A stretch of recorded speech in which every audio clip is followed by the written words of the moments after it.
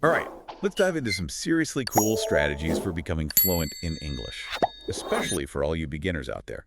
We've got insider tips from an actual podcast script designed to teach spoken English. It's like getting a sneak peek behind the curtain of a successful language learning program. Exactly. And you know what really caught my attention? What's that? It's how this script jumps right into mindset. You know, that whole believing you can actually do this thing. Oh, absolutely, especially for beginners. It stresses that it's not just about cramming grammar rules. Right, like it's more about like feeling confident that you can actually learn and progress. And it really emphasizes that making mistakes, well, those are crucial. Yeah, I can see that. Yeah. You learn from those stumbles. They're like valuable feedback, not failures. Think about it.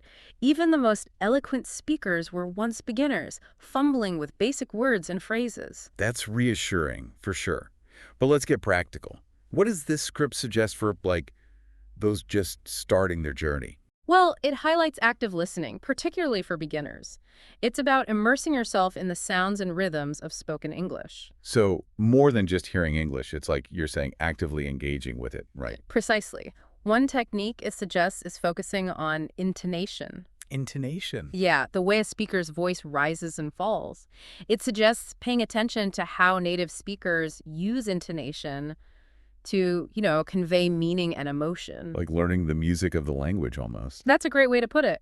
The script also emphasizes identifying key phrases. Key phrases. These are common expressions used in everyday conversation, like, how are you doing? Or, can I get you something? Ah, those building blocks. Exactly. Focusing on them can help grasp the foundations of spoken English. Okay, I'm seeing how those elements can make listening more effective, especially starting out.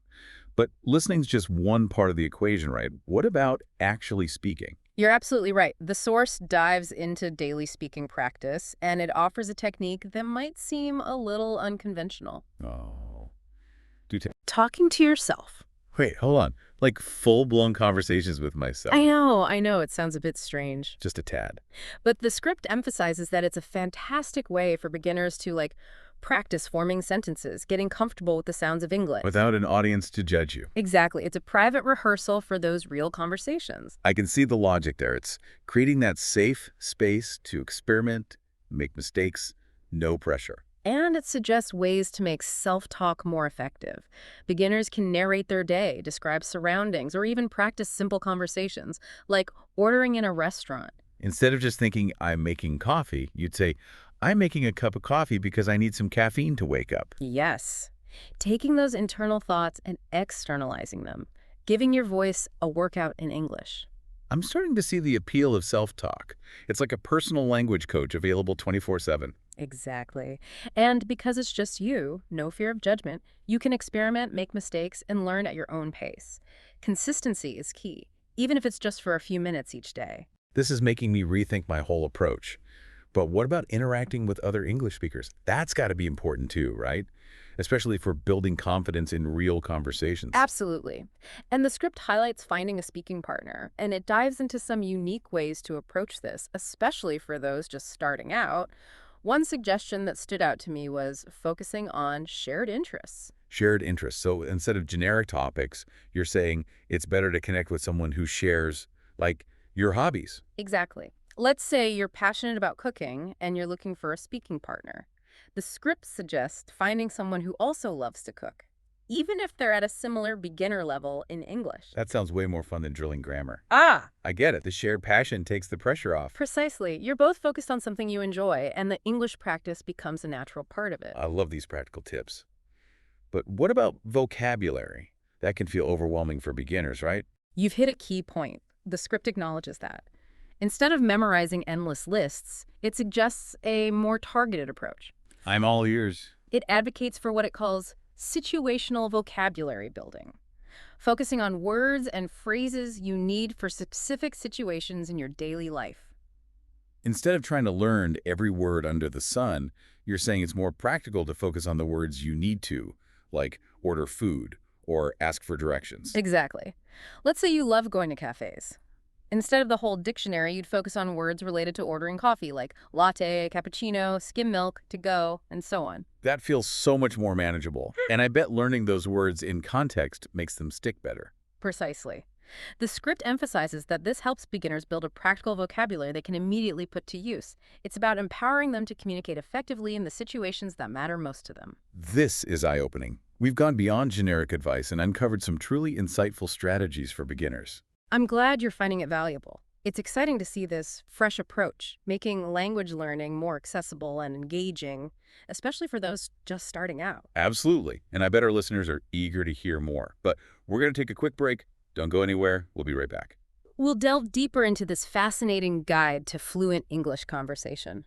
Welcome back. We're digging deeper into this podcast script. It really seems to know how to make language learning feel doable, especially for beginners. I'm ready for more. Yeah. Before the break, we were talking about focusing on specific situations and building vocabulary around those, like a less overwhelming way to learn new words. All right. And it goes even further, suggesting some creative and engaging techniques to actually practice that situational vocabulary. Okay, I'm intrigued. What kind of techniques? One that jumped out at me was creating vocabulary flashcards, but with a twist.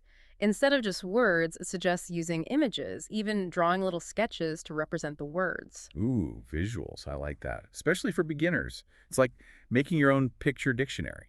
Yeah, and it recommends using these flashcards to create like mini role-playing scenarios. Role-playing. Yeah. For instance, if you're learning about ordering food, you could use your flashcards to act out a conversation with, like, an imaginary waiter. So like you'd hold up a pizza flashcard and practice saying, I would like to order a pizza, please. Exactly. Bringing the vocabulary to life, making it more like a game than studying. It emphasizes that this playful approach can make learning more enjoyable and memorable, especially for beginners who might be a little intimidated by the, traditional methods. It's so true. Making it fun is key. But what about those moments when beginners hit a word they don't know? That can be so frustrating. You're right, hitting that wall can be discouraging. But the script has a strategy for that. It encourages beginners to develop, get this, circumlocution. Circumlocution. That's a mouthful. Break that down for us. How can that help? Basically, it means talking around a word you don't know, using other words or phrases to describe what you mean. Ah, I see. So like if you're at a cafe and you can't remember a latte, you could say, I'd like the coffee drink with steamed milk or something. Exactly. It's about being resourceful, using what you do know to get your point across. The script highlights that this skill is not only practical for beginners, but it's also a part of becoming a more fluent, confident speaker. It's like thinking on your feet, finding creative ways to express yourself. I like that. Right. And it even suggests fun ways to practice circumlocution, like a game where you describe a word without saying it and your partner has to guess. Oh, that's a good one. Like a workout for your vocabulary. Exactly. It stresses that this skill becomes increasingly valuable as beginners progress. It allows them to participate more fully in conversations, without getting stuck on a word they don't know. Right, keep the flow going. Okay, let's shift gears a bit. What about technology? There are so many apps and tools these days for language learning. Does the script talk about that, especially for beginners? Absolutely. It dedicates a whole section to the tech toolbox, but it emphasizes that technology should be a supplement, not a replacement for those core skills we've been discussing. So like a tool to enhance learning, not a magic wand to instantly make you fluent. Exactly. And for beginners, it stresses choosing technology wisely. Don't get overwhelmed by all the apps. Start with a few that focus on the fundamentals. Makes sense. What are some specific types of technology the script recommends for beginners? One area it highlights is interactive pronunciation apps. They let you record yourself speaking and then get feedback on your pronunciation, intonation, and rhythm, like a pocket-sized pronunciation coach. Oh, that's cool, especially if you don't have a native speaker to practice with. Right. Instant feedback so you can adjust and improve. And many of these apps use games and challenges to make it fun. Love that. Keeping it engaging. What else? It also suggests language learning podcasts made just for beginners. Whoa, Meta, a podcast about English. But seriously, I can see how that would be helpful for immersion. Right. They often use slower, clearer speech, simpler vocabulary. Plus, you can listen anywhere, anytime. Okay, I'm adding Podcast Hunt to my to-do list. Any other tech tips from this script? One more is using online dictionaries and translation tools, but it cautions against relying on them too much. Right, use them strategically, not as a crutch. Exactly. True learning happens when you actively engage with the language, not just passively let technology do it all. It's about finding that balance. This has been such an insightful look at language learning, especially for beginners. I love how this script focuses on communication skills, targeted vocabulary, and smart use of technology. It's all about making it feel achievable and enjoyable, giving beginners that confidence boost to get started. And I know our listeners are eager to hear the rest. But before we wrap up, we're going to take a quick break. Stick with us. We'll be back to finish our exploration of this awesome guide to fluent English conversation. And we're back for the final part of our deep dive into this fantastic podcast script. It's been a goldmine of tips, especially for those just starting their English-speaking journey. It's been great exploring how the script breaks down those language learning hurdles into smaller steps. It really does make fluency feel much less daunting. Totally. We've covered active listening, building vocab strategically, even practicing solo. But what I'm curious about is how this script helps beginners actually have those real conversations, like out in the world. Well, it really emphasizes moving beyond just understanding and speaking alone and starting to use English to connect with others, share experiences, build relationships, all that. So it's not just about grammar rules in a vacuum. It's about using the language to actually, engage with the world. Exactly. And for beginners, it highlights finding those low-pressure environments to practice conversations. Low pressure. I like the sound of that. What are some examples? One that comes to mind is joining those online communities or forums for things you're already interested in. It gives you a natural, supportive setting to chat with people who share your passions. So if you love baking, you could join an online baking community and, interact with other baking enthusiasts. Exactly. The shared interest makes it easier to start conversations and practice English in a context that feels comfortable. The script stresses that these interactions can be super valuable for beginners, letting them use their skills in a meaningful way. It's like taking those textbook phrases and putting them into action in a real-world setting.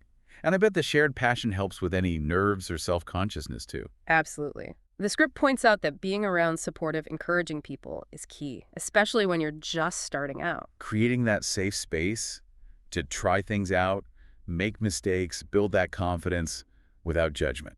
Yes. And as beginners progress and feel more comfortable, it encourages them to, gradually step outside their comfort zones, seek out chances to practice English in more varied settings. So maybe trying different online communities, local events, even traveling to English-speaking places, if they can. Precisely.